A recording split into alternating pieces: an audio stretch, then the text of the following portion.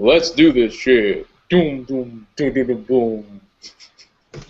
It's another ridiculous night as my round table joins me, Ben, the ridiculous Riddick, and rants concerning the nerd culture of yesterday and today. Joining me at my round table this week to discuss Destiny, the best first-person shooters around, and just overall merriment and joy, I have, over in Capelli's corner, James Capelli himself. That's me. Hello. That is you. Congratulations. You know who you is. I did it all on my own. Very good. And run as fast as you can. You can't catch him. He's the beatboxing gingerbeard man, Kenny Haynes. Hi. Well, I mean, with that lovely opening you had, one can only say that you're the beatboxing gingerbeard man. It was beautiful. Yeah, I'm destined for greatness, I guess. Destined, huh? Kind of like what we've been doing this week. Have we been destined to play that as well? Yeah, we've been destined to play Destiny. All right. What? Can you not follow your own destiny? You're It's too early in the show. James. Yes. For 4 puns in a row. Could you say that saying 4 puns in a row is ridiculous, James? And there you have it, guys. The quickest time we've said ridiculous in an episode ever. Oh, look. It's the quickest I've gotten a headache in an episode ever. Oh, congratulations. We need to bottle that up and just constantly give James headaches. I think I can give him a headache even sooner. You know what I'm going to do? I'm going to make a ringtone that just is me saying, "That's ridiculous." And I'm going to put it on his phone, and I'm going to delete all of his other ringtones, so that is what he is stuck with. No, what you need to do is give it to all of his friends, and not tell him. So when next time he's hanging out, all of a sudden their texts go off and be like, "That's ridiculous," in Ben's voice. It'd be awesome. That would be awesome. What would be even better is his friends pretending like it's completely normal. Yeah. That's my text tone, man. Yeah. Why are you freaked out? I mean, come on. Don't you know about this? It's the most ridiculous thing on the internet. Anyways, I've seen cat videos. Anyways, every show we have on Ridiculous Rants begins with a segment we call "What Are You Doing with Your Life?" James, what are you doing with your life? Well, of course, like any sane red-blooded male in America, I am playing Destiny this week. Destiny. What's that? Am I destined to tell you? I believe it is your destiny to tell me. That hurt me to say. Yeah. That's Bungie's newest shooter, Ben. Oh, yeah? You didn't know that. Is it any good? Yes. Yeah? Yeah, I'm enjoying it. Let's start the show with this. Let's talk about Destiny. Is everyone okay with this? Let's take a few minutes and let's talk about Destiny. Let's keep it spoiler-free as much as we can. That won't be hard. No, that's pretty easy, actually. No, by saying that, is that a spoiler? That's what I really want to know. Well, No, because people won't believe it until it's not a they spoiler actually see if we brush past the topic. That's true. Anyways, yeah, spoiler-free. It's a lot of fun. Real quick, what level is everyone? James? I just hit 20 today, and the very next minute I got equipment with light. Cool. Kenny? I just hit 20 today. Awesome. I just hit level... What? I was also going to say that I also have equipment with lights. I just, before we started recording, hit level 23 with my light equipment. Does it take a lot longer to get levels after you hit 20? It feels like it, because the grind to find the armor that has the light is a little more difficult than just the XP. Wait, so how does this work then? So once you get to level 20, you no longer level up. You use your armor to level up. So your armor with light, the more light you have, the higher your level will go. But your base level is still 20. So what does leveling up do for me? Makes you stronger. It allows you to play even harder missions. Like once you get to level 20, just so everyone knows, the game opens up like you wouldn't believe. Like you're granted these strike playlists where you can go into matchmaking and play strike missions. There are a bunch of new things for you to do. It's fun. I'm sure you can run into a lot more armor and stuff by playing through those strike missions, but every time I've gotten online, I've been playing through the story with either Kenny or James or some of our wonderful audience, which I wanna give a shout out to a couple of people, because this last week we had quite a few people that are from our audience that just decided to sit down and play Destiny with me. I'm running around, and all of a sudden people are jumping into my party, and it was fun. It was fun, especially the hours that Shaunosaurus Rex and I spent together on what was it, Wednesday? It was good time, good gaming, and then we had our nerdy night Tuesday night. We did. That was fun. That was a blast. That's where we got that one screenshot from, right? Yeah, with everyone sitting in the. That was awesome. Yeah, buddy. So, James. Yo. Kenny. Yo. How do you feel about the story in this game? I thought we were saying spoiler free. It is. We can stay spoiler free. You can say how you feel about it. Well, I love the world they made. I think the information that is given to us allows our imagination to run with it a lot.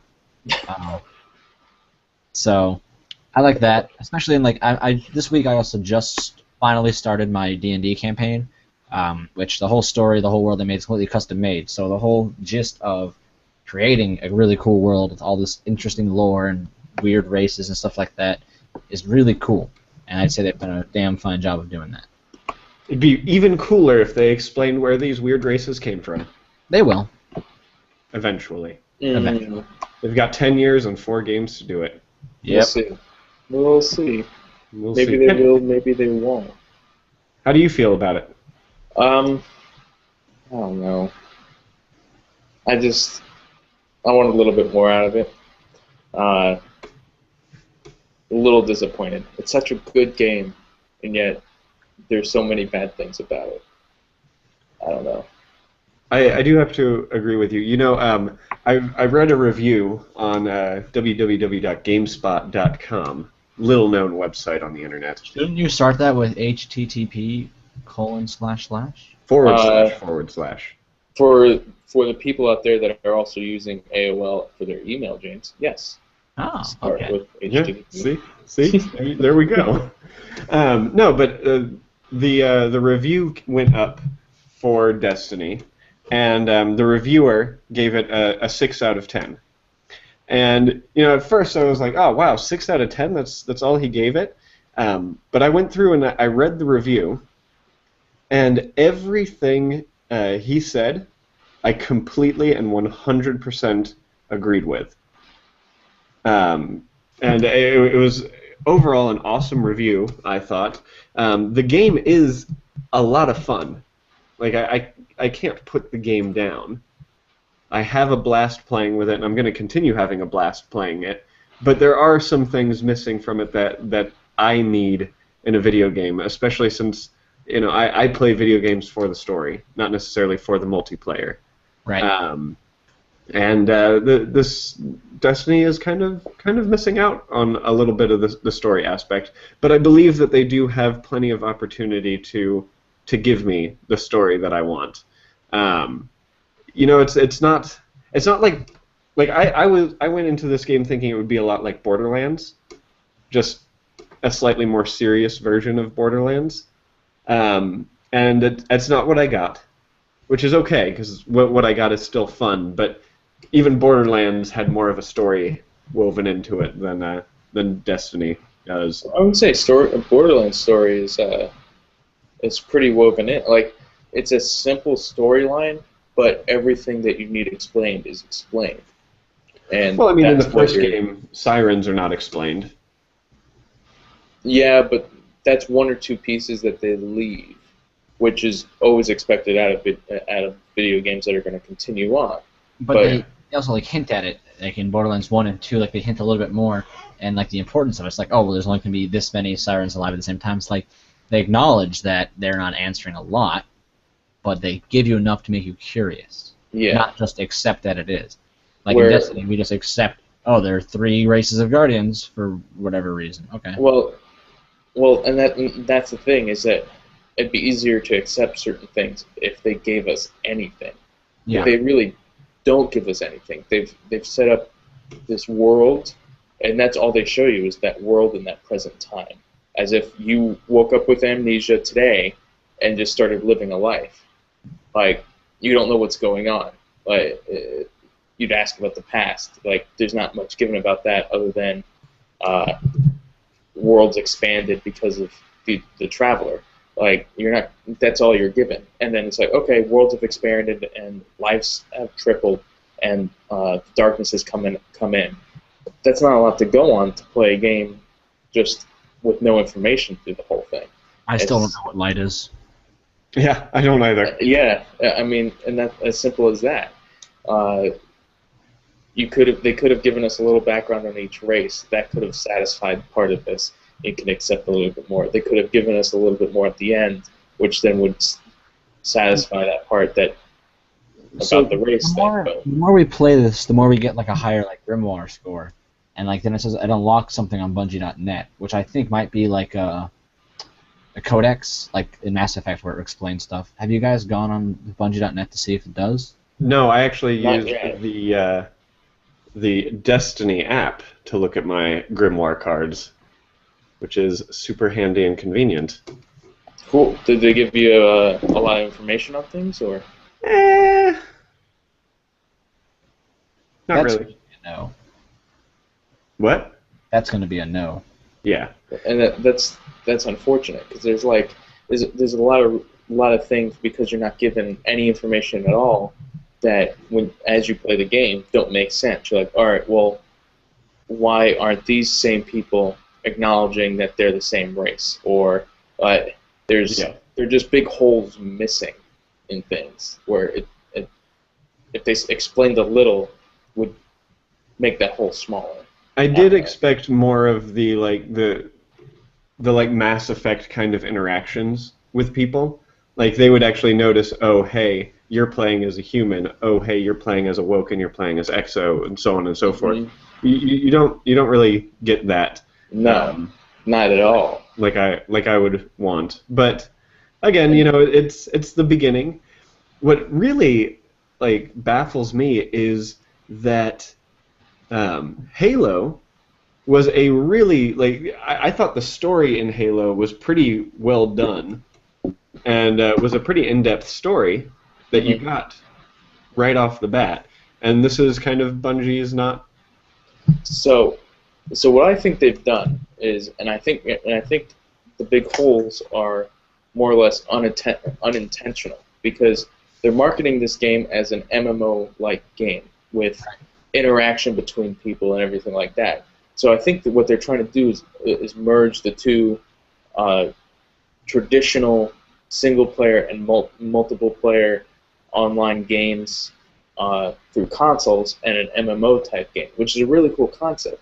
But what they've done, instead of taking the best of both games, they've taken just aspects of both games. Some very good aspects, but not all the very good aspects. So they took the multiplayer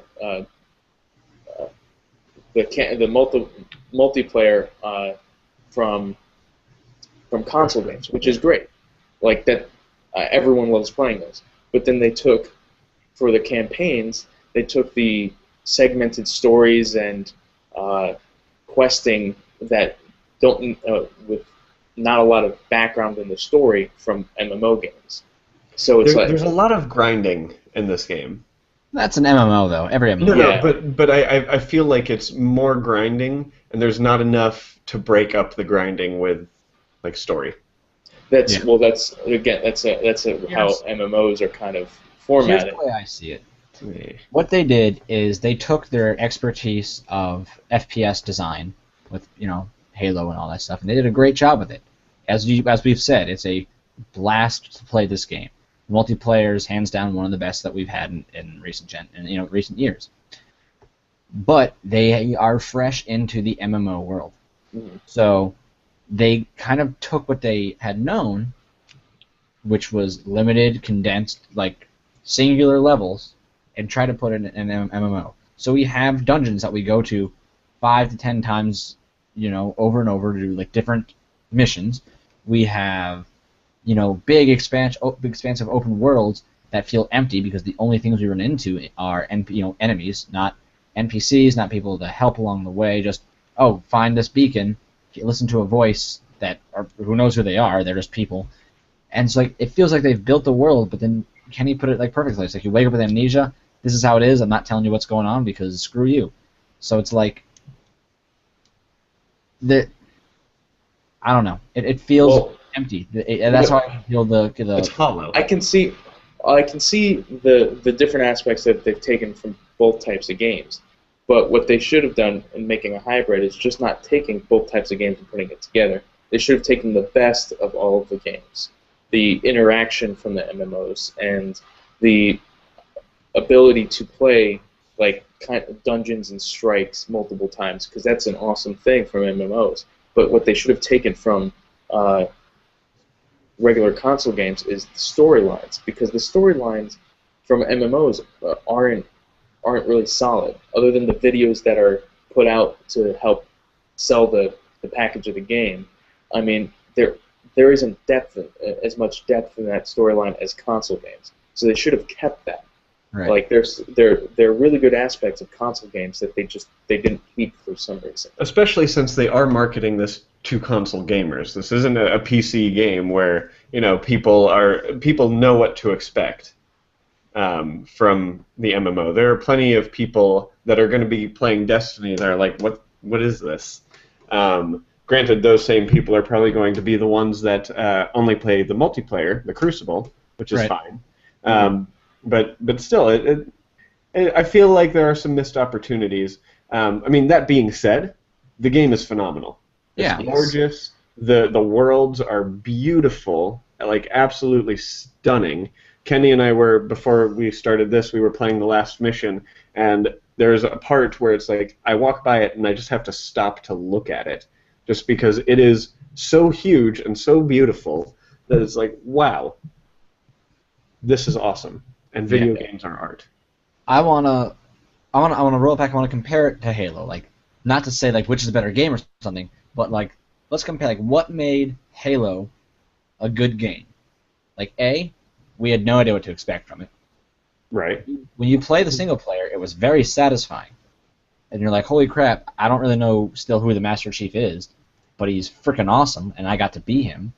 And then you go into multiplayer like, I'm one of these kinds of soldiers that the Master Chief is fighting other soldiers. Like, the only thing that can stop Master Chief is another Master Chief. Like, even in the multiplayer, you have a sense of purpose and identity. Yeah. And that went a long way. But with this, it's like, who are you? Well, you're a nameless face in a group of people known as the Guardians. You're not important except that you're fighting. Okay. Yeah, they don't set up a storyline to where, even like just to go off of a really simple cliche of the chosen one, they don't set that up where it's even like there's anything specifically said that you're special or anything like that, that there's a prophecy, or just going off of cliche stuff. There's none of that. It's just you're just another Guardian. Hopefully you can do as well as the others are doing right now. Like, oh well, okay, I feel important. There's no drive. There's no sense of epic purpose. There's no sense of force. It's just which is fine if they had set up a history of the races and backgrounds and where you come from. Like, you could do one or the other, but you can't leave either out. Even to be like, here are some of the great Guardians who have existed, and you're like, I want to be like that guy. Well, I mean, if you just look at a game like Dragon Age. Dragon Age does it beautifully with the story, open world, and with the multiple races and everything like that. They set those stories up beautifully to get you engaged and get you feeling like there's purpose. And there's something that they probably should have looked and taken from that kind of game and looked at. Well, maybe we should have added some of this in as well. Yeah. I feel like, I mean, we play this game and we can definitely feel the Bungie touch, the Bungie vibe. The aesthetics, the views, and all that stuff. I think the issue... And even the enemies. It's like the Dreg are Jackals, the Vandal are Elites. They're Covenant reskins, quite honestly. What are they called? Not the Fallen. The Hive are just the Fallen. Mm-hmm. All right. Anyways, what was I about to say? You were talking about the comparisons between Halo and Destiny. And he lost his train of thought. Derailed. Went into a... What were you... Who was talking? Kenny, you were talking last, right? What were I was talking about Dragon Age. And how Dragon Age does it. Yeah, let's go ahead and move on away from the Destiny talk. I mean, overall, there are some things that could be better. I remember. Sorry, Ben, I didn't mean to cut you off, but if we're going to move on, this is my last chance to say this. Okay. I feel like there is that moment, or not moment, there's that distinctive split, I feel, like where Bungie's decisions got stopped and Activision was like, well, this is how we're going to do things now. The whole, before Destiny's announced, like, out, 4 games, 10 years, all sorts of stuff like that, where the game feels empty. It feels like Bungie was able to fight long enough to say, well, let us make a good game rather than people are going to buy this, just sell it. Which I feel like, any game developer is going to have different teams working on different projects. There are some games that Activision makes that I think are trash, and it pisses me off that it's so huge. And there are other games that they make that are smaller scale or just different and are amazing because they allow those teams to take chances. And more often than not with AAA games from these big studios, what I see is them rushing the game out the door once it's got enough publicity and enough people are buzzing about it. It's going to make money. They don't care what people are going to say because they have enough of these smaller good games going out to keep quality with their brand name. Right. So I feel like Activision got to that point with Destiny where they were like, this is good enough. Let's go. Why isn't this out yet? Why isn't this out yet? Let's make the game. It's good. It's fun. We've played it. It's like, I don't know. Maybe there was a lot of dispute internally between them and Bungie. Like Bungie's like, the game's like, there's no story. Well, we've got 3 other games now to make for that. Don't worry. And to go off of that, something that I saw, like when we were playing through the alpha and beta, we were like, man, if this is what the alpha looks like, I can't imagine what the real game's going to look like.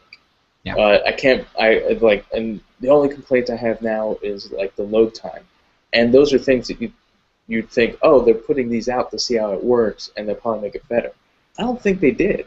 I think since the alpha, they kind of went like, well, we're sitting around, we probably could have released this game already, so let's kind of just let people play it and see how our servers hold up.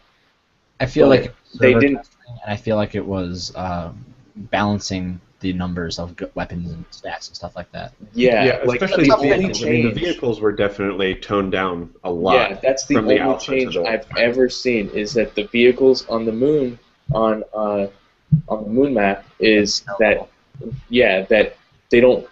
They're all staggered around the map now. They spawn at different times, and that they're not as powerful. That's literally the only thing that I've seen that's changed. And I think that there could have been a couple more changes they could have made, where it's a little unfortunate, where they had all this time to make smaller changes, and they didn't. So maybe that's also that factor into it, where they were kind of like, well, we're so close to release, it doesn't matter. We're so hyped up already that we might just do this thing. And, I mean, Destiny made $500 million in the first day. Mm-hmm. So, I mean, they're not hurting for money or sales at all. But let's go ahead and let's move on. This week's topic, we're actually talking about first-person shooters. We're talking about the first-person shooters we think are the absolute best. Okay? So just to kind of get an idea out there, I did put out to Twitter and Facebook what people thought the best first-person shooters were, and I got some interesting responses. I had a Facebook response that I'm pulling it up right now. She says, "This may be super lame, but Pokemon Snap is considered a first-person shooter, and it's still fun to play." And I would have to say, what? Not wrong at all. She's right. No, Pokemon Snap is an absolutely amazing and fun game. I think they need to re-release that game on like the DS with the camera and make it an augmented reality game where you just walk around with your DS up and take pictures. That'd be cool. It would be cool. But did you play Pokemon Snap, Kenny? I did play Pokemon Snap. What did you think of the Pokemon Snaps? Oh, I love Pokemon Snap. I wouldn't call it a first-person shooter. I would say it could be like a pretense to a first-person shooter, but I wouldn't call it necessarily a first-person shooter. So what about it is not a first-person shooter for you, Kenny? It's just too passive. Let's call this person out. I mean, let's talk about how lame she is. I'm just gonna say that the game's just a little bit too passive to be a first-person shooter. You're taking pictures of Pokemon and going around. There's some interaction, not enough to be a first-person shooter. Could be pretense early age that grew from there, but not a first-person shooter in my opinion. I don't know. To me, it seems kind of like those on-rail shooters where you're at the arcade and you're playing Time Splitters, and you're on the rails and you have to pop up whenever you can to shoot enemies. Control your camera in Pokemon Snap. Exactly. And it's in first person. There are a lot of games in first person. And you press a button to shoot with your camera. Pictures. But There's you're a difference. There's with your camera. Big difference. I think we should take this time. We should take this time to ask our guests. Do you think Pokemon Snap is a first-person shooter or a first-person shooter-like game, but not necessarily a first-person shooter game? Absolutely. Everyone tweet at RiddickulousRT whether you think Pokemon Snap is a first-person shooter game, and go ahead and CC at Kenneth Scott H so that he sees each one of these.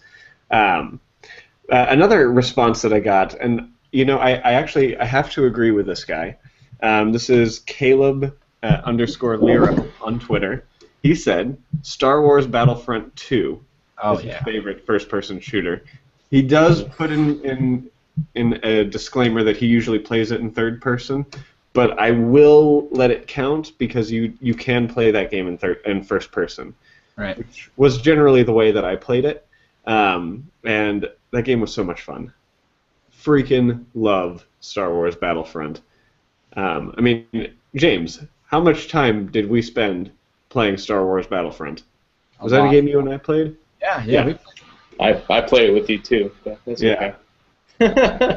Jeez, Kenny, Shut way up, to make me feel bad. But not quite at my favorite. And then at Albal _88 says Borderlands 2 was his favorite, with a great combination of loot mechanics and cool power-ups. Also, the humor is top notch. So I love me some Borderlands. I can't wait for a next gen Borderlands. I'm bummed that Borderlands pre-sequel is on previous gen and that I won't be able to play it unless I play it on PC, which I probably won't do. Yeah. But Kenny. Yes. Favorite first-person shooter of all time? That's really hard, but I'm gonna have to go old school and go Perfect Dark. Perfect Dark. Perfect Dark over GoldenEye? Oh, absolutely. Yes. Oh, absolutely. GoldenEye was a great game, but any true hardcore first-person shooter N64 fan would say Perfect Dark. That game was just absolutely amazing. Area 52 map, awesome. Oh, yeah. Like, there we go. I do love. I got them both right here, and this is the better one. Oh no, this is the better one. That was confusing. That one. Perfect Dark. So what set Perfect Dark above 007? Like, great variety of weapons. Yeah, like they did have cool weapons in Perfect Dark. Stuff that there's never been really copied. Like taking your gun, throwing it on the ground and turning it into a mine that's as damaged, like damage is based on how much ammo you had for it. Yep. Like And I think the maps were a little bit more diverse too. There were more places to hide. There were more like secret areas you can crawl You through. camping son of a bitch. Yeah. Not necessarily camping. If you go into the secret hidden grate in the floor and come out the other side and wait in there for somebody to run by. And then you have the sniper rifle that shoots through walls and has. Oh, I remember Like, that sniper rifle. It's a little bit. The game's a little bit more ridiculous, which I think is great, especially for early on first-person shooters like that, where To be fair, though, Perfect Dark would never have existed or like anything if it wasn't for 007. Like they took 007, realized how great it was, and built upon that. Yeah, pretty much. And then the single player was kind of tacked on, which was fine. It was fun, but. But that's why I said I like Perfect Dark. I mean, GoldenEye fine, but Perfect Dark the N64 era just hit it perfectly on the head. James, how about you? This is tough for me because FPS games are my number 2 genre and like how much I've played. First being Your number 1 genre. RPG. Okay, that's what I thought. But if I had to go back and say my number 1 would probably have to be Counter-Strike. I had a feeling you would go with Counter-Strike. I cannot play Counter-Strike. Mm-mm. Like I'll do really well one game, and then 5 games later I'll do terribly, and then I'll do really well again, and think that I've got it, and then do shitty again. Yeah, it's one of those games that's got a huge scale cap, and there's no like hand-holding, there's no rankings. It's just you jump in, you play. Yeah, it is the number very of high hours learning curve. for Counter-Strike 1.6. Back that was what 11 years, about 12 years ago. No, 13 even. It's been a long time I've been playing this game. All right, so it's the first game that like taught me really teamwork and tactics and strategies and stuff like that, counterbalancing your recoil and all sorts of shit like that. Oh man, that game takes me back. Like what it has become today isn't as good as it used to be because whatever stuff. You don't play that CS:GO? I do. I still play it every now and then. Well, I mean, like, and then if you want to talk about a game like that, like Unreal Tournament. Yeah. What a fucking great game! Like, yeah, Unreal Tournament's great. You got Team Fortress 2. Yeah, they took kind of like how Counter-Strike did and just were like, well, this is fun, but what if I don't want to have 1 life per round? And they made it fast-paced and all jumping off walls and crap. Good stuff. Yeah. I mean, but for a first-person shooter, it's hard for me to pick between Counter-Strike and a Half-Life series. Mm-hmm. They're very one and the same. They're such. They're really not. Games. They have such very different feels to them. The Let's weapons talk about your feels, James. Let's talk about your feels. Say what? So let's talk about your feels. Okay. See, for me, I'm stuck between 2. All right, and one of them is it Call of Duty? I bet it's Call of Duty. No, it's not Call of Duty. No, one of them was Rainbow Six. Like one of the first-person shooters I ever played was Rainbow Six Rogue Squadron on the PC, and it came on like 5 floppy disks that I had to install onto the computer to make it work. And that game was so much fun. And then where I really started playing a lot was Rainbow Six 3 on Xbox. Like, I played that game nonstop. It was also, I mean, the game type that I played was all one. You had 1 life, and you had to go through it. And then there was the terrorist hunt stuff, and it was really a different game than what Rainbow Six has become now. Like Rainbow Six Vegas and Vegas 2 are very different from like Rainbow Six 3. Because Rainbow Six 3, that was the shit. And I remember playing that game on the Xbox and having the Xbox headset. And I played my first mission.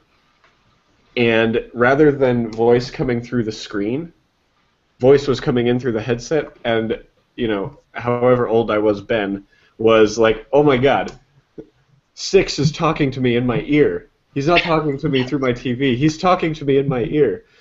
So I mean that's just like one of those really memorable experiences for me that I have to say I absolutely loved. And even also one of the only games that I played on PC, and would say that I had a blast playing on PC. Did you guys ever play the Rainbow Six games before Vegas? Just yeah, 6-3 with you a little bit. Yeah. What was it? Rainbow Six 3 Black Arrow? Was that the one that came out after? I think it was, or Black something. That one was good too. Yeah, that one was good. I think that's the one that we played. Yeah, I think so too. Remember that it was the boat map where it was literally just a yacht in the middle of the water. And it had those stairs coming down the back. My favorite spot to sit would be like right under those stairs because you could shoot people coming down the stairs and still see quite a bit. It was awesome. I don't remember that level, but yeah, sounds cool. And now I understand why you think Pokemon Snap is an FPS, because the two games are so similar. Yeah, exactly. They're almost exactly alike. Now, here is the one that is a top contender for me, and that is Portal and Portal 2. Yep, saw that one coming. Because I mean the story in it, was hilarious. The puzzles in it were fun. The characters were great.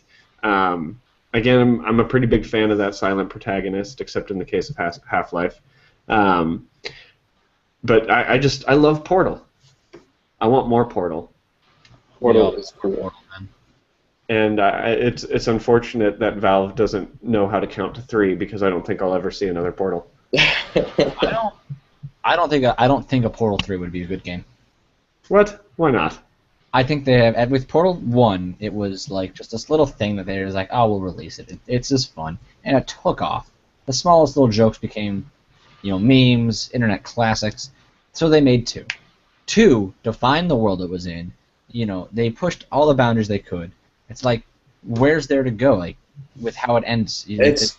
James, she's out in the real world now. That's where I'm convinced there's going to be Half-Life 3 is where that's going to come back. But there's still, to its core, it's still a puzzle game. Yeah. Where it still has a very, very simple plot to it. Even though the plot is great and the story is great, it's still simple. And as long as they keep that... The plot's entertaining, but the characters are really what make the game so good. Mm-hmm. Dialogue and all that stuff. Like, there's no more characters left to do, like, unless somehow she goes back or whatever. But even if there's somebody new, or they keep somebody, bring somebody back, it's still simple enough to where that'll work. And as long as you keep that wittiness there, it's still going to be a great game. I don't know. I just think it's such a simple story setup that, that game is still 90% puzzles. Did you just say 90% puzzles? Puzzles. That makes more sense. You didn't know? That's how they made the game. Video game that's 90% puzzles.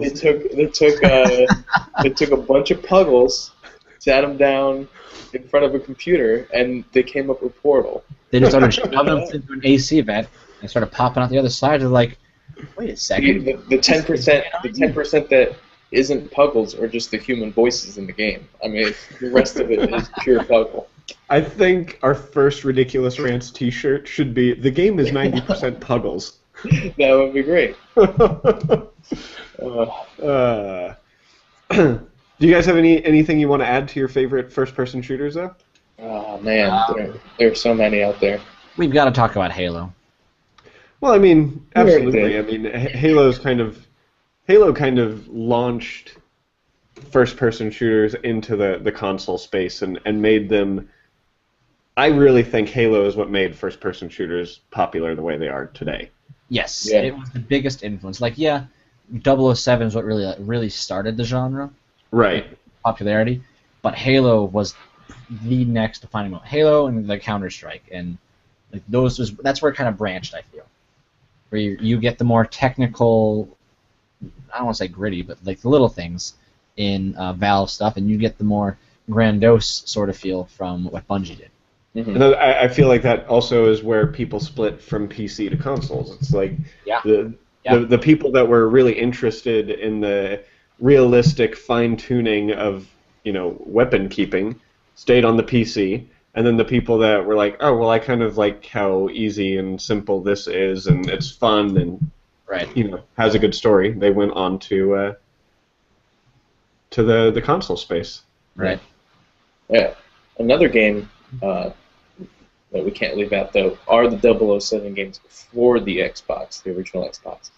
Those games are awesome. They were very simple. I mean, the single player wasn't great, but the multiplayer was awesome. The maps were set up well. The gadgets were pretty cool. You guys remember playing those? No. Yeah. 007? Yeah, for the Xbox. Oh no, I never played 007 on the Xbox. No, they were really good games. Yeah, no, my first game on the Xbox was Halo and Mech Assault. Mech Assault. Hands down, I think my favorite moment of any first-person shooter is probably when in Halo 1, the first level with the flood. Yes. The game had no indication that anything was going to happen.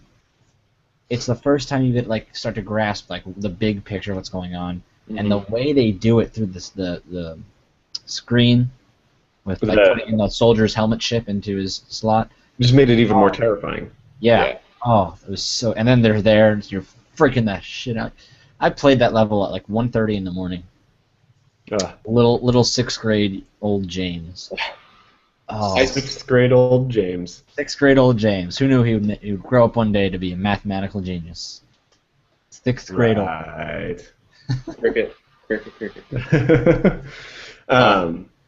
No, I have to agree. Halo was one of those games that did actually keep me on my feet the entire game. It's like they had a good mixture of twists and turns in it with fun shooting. You always felt in the world because you could look up at the sky and see the ring going. Yep. I love that. I hate the flood. I don't scare easily. I can play most games, see most movies. I hate the flood. And it was always so hard playing through those levels. That final level where you have to make it through that completely flood-infested ship. Oh yeah. The Maw. Oh my god. I could barely get through it. I could barely fucking get through it. What a good damn game. It really was. It was such a good game. But yeah. I really miss the days where the story is what drove the design of a game. Especially in the eyes of first-person shooters. Yeah. We had The Last of Us. Besides The Last of Us, I can't remember the last time, or Uncharted, but it's the same company. So besides Naughty Dog, I can't remember the last time a game's design was really. I felt like it was really centered around the plot. Yeah. Which The Last of Us definitely needs to be mentioned because that's a game with a but fantastic. It's not a first-person shooter. That's true. That's true. So. We're talking first-person here. Honorable mention because it has shooters. Honorable mention because the multiplayer in that game is just as good. Oh my god, phenomenal! Yeah, absolutely. Play for the single player, stay for the multiplayer. Right. So, I think it's time to move on to my favorite new segment, the news quiz. Ah. Are you guys ready for this? Yes. Oh, Have you been keeping up on your news for this week? I browsed the Reddit. I have not at all. I browsed the Reddits. The Reddits? Okay. So you might know some stuff. I know many things. You might. Okay. James, don't go crazy. Okay. You're good, Ben. Let's go. So, for those of you new to the show, the news quiz is where we go over the news of the week, but I put a little twist on it thanks to my friends over at Gaming for the Elderly and their podcast, The Overseas Connection. They gave me this idea, and what I do is I ask my round table multiple choice questions regarding the news, and whoever wins gets my love and affection for the week, and then it all starts over next week. I need to win this. You can have it. Yeah, I know, James. All right. Question number 1 goes to Kenny. Kenny, Yes. Apple announced their next iteration in the iPhone family this week. They also unveiled the iWatch. How much will the iWatch cost? Is it A, $199, B, $249, C, $299, or D, $349? This is great. I know the prices of every single phone, all 6 prices, but no prices for the watch. I'm gonna say $249. So Kenny, you're saying $249. That's your final answer. That's my final answer. All right. Apple unveiled the iWatch this week at the heavy cost of being a beta tester for Apple as the first iteration of, the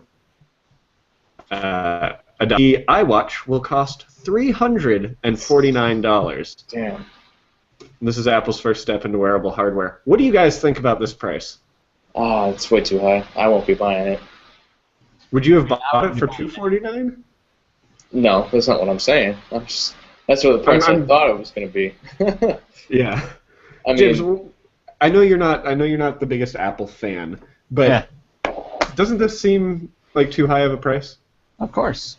All of Apple's products are too high of a price for me. No. I don't see this as being abnormally overpriced for them, because the one thing I'll always give Apple credit for is the OS they created is smooth, simple, easy to use. I'm expecting their smartwatch to be very similar. Whoever buys it is going to be simple to use. It's going to work well. It's going to be pretty. Here's my issue with this. The iWatch is an accessory to the iPhone and iPad, which is what most smartwatches are. Yep, but for $350, essentially this iWatch, James, costs more than the iPhone that I buy to go with it. As long as you get it with the contract. Yes. Yes. But the issue that I have with it, all right, say that Apple was the first company to come out with the watch idea. Okay, they can pretty much set the limit of the price.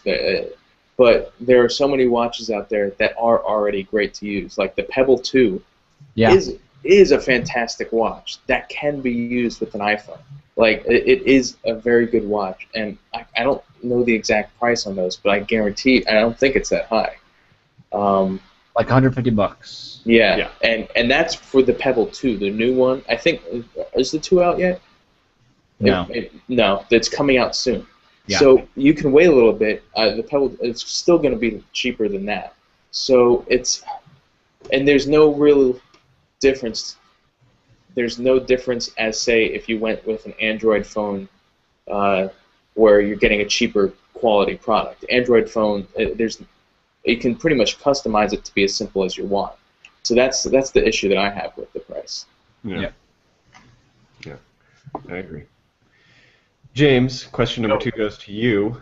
Lay it on me. GTA 5 was finally given a release date for the PS4, Xbox One, and PC. Isn't this exciting? Are either of you guys GTA fans? Nope. I haven't played the most recent ones, but that's because I had a laziness. Gotcha.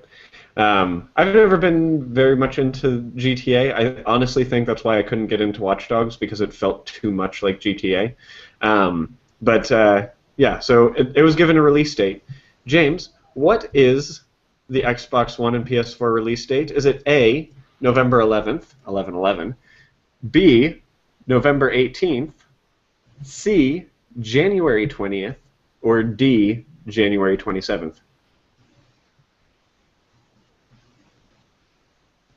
Silence. See, it's weird, because I think it's either the 18th or January 20th. So it's one of the two, in my opinion. I'm going to go with November. November 18th? Yeah. James. GTA 5 on the PC will be releasing January 27th, but on the Xbox One and PS4, November 18th. So that is points to James. I kind of find it to be a bummer for the modding community that loves GTA so much that they're going to have to wait until next year to get it. It'll be well worth. Yeah, I mean, I can't wait to watch. I love seeing the videos that the modding community in GTA makes. I don't like the game, but man, people do some funny shit in that game. Oh yeah. So, yeah, that one is exciting for me. Kenny, this next one goes to James. James, GameStop announced 3 new 3DSs coming to stores and available for pre-order right now.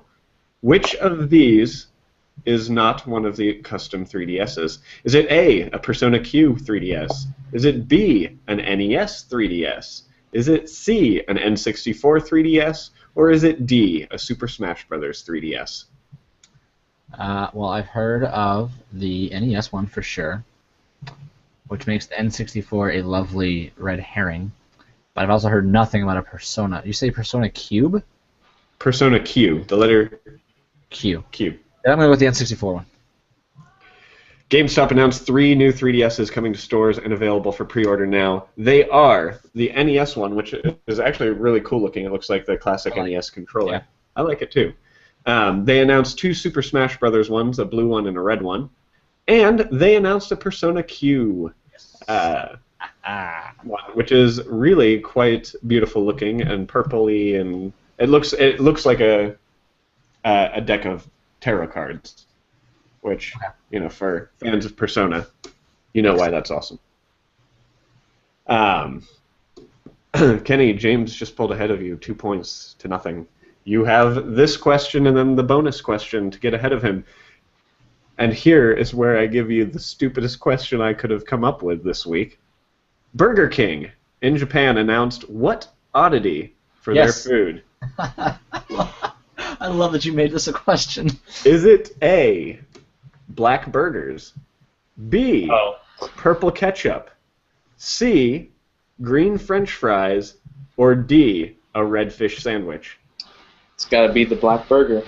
The black burger is correct. Burger King came out with a burger that has black buns, black cheese, and black burger. Oh, it looks disgusting. It really does. So It's like somebody dipped a burger in tar and is about to hand it to you. It looks so fucking disgusting. But hey, they made it. If that's what they want to do, maybe some Japanese people will really love it. And you know, at TGS coming up, we're going to find out, I'm sure, because I'm sure there are going to be journalists out there that go to try these burgers, right? They have to. Ugh. Are you guys ready for the super bonus question? Ready? I've already got my paper and pen ready, Ben. All right. Oh, paper and pen. Question's worth 3 points. What? 3 points. I guess it doesn't really matter, but okay.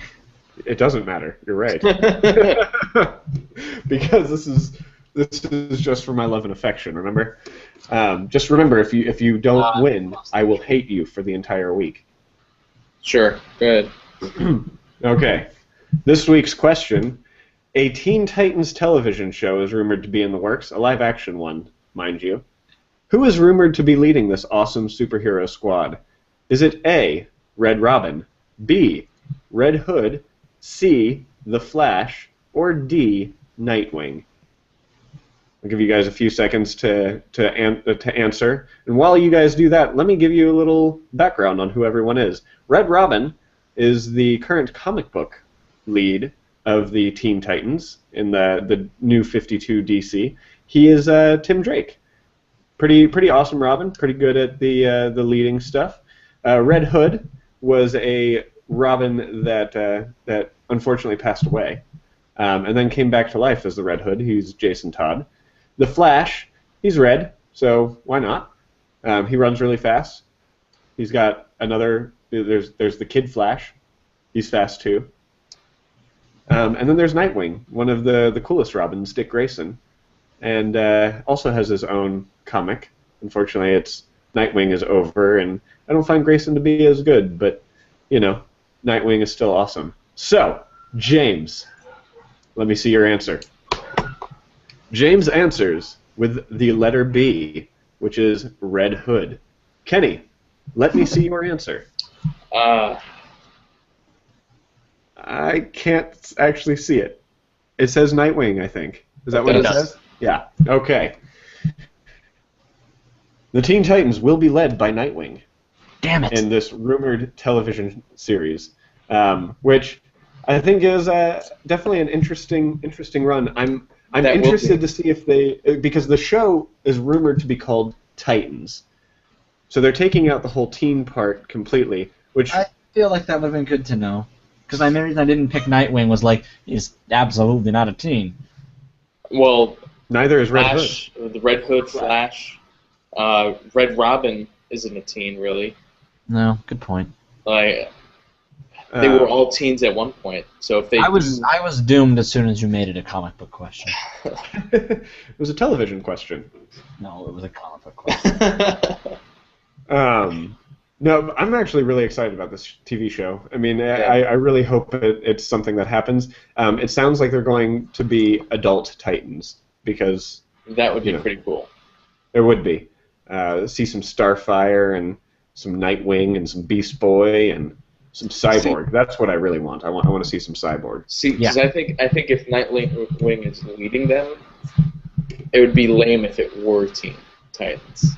I don't know. Yeah. I don't think a teen Nightwing would be cool. Adult Nightwing is awesome. But because teen Nightwing, Kenny, is Robin. It's Robin. Yeah. So that's why it's like, number one, they'd be changing background story. Two, I think it wouldn't be as cool. So yeah, let's hope. But I'm pretty excited about this show. Who's airing it?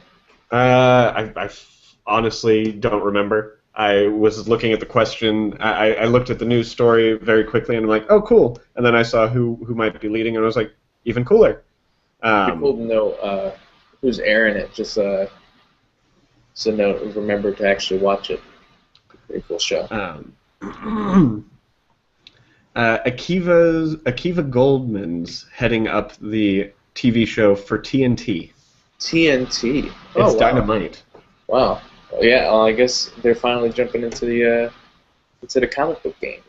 Yeah, and I think it's great that WB is letting so many people use DC Comics. I'm sure they're getting paid handsomely for it. Oh, I'm sure they are, but it's good to see. Good to see that. I want to see AMC do a comic book show now, or HBO, or Starz. HBO would be. Could you imagine like HBO doing Justice League Dark? That'd be so awesome. That would be freaking amazing. Or even HBO doing a Batman TV series. Like that is the only way I would want to see a live-action Batman series.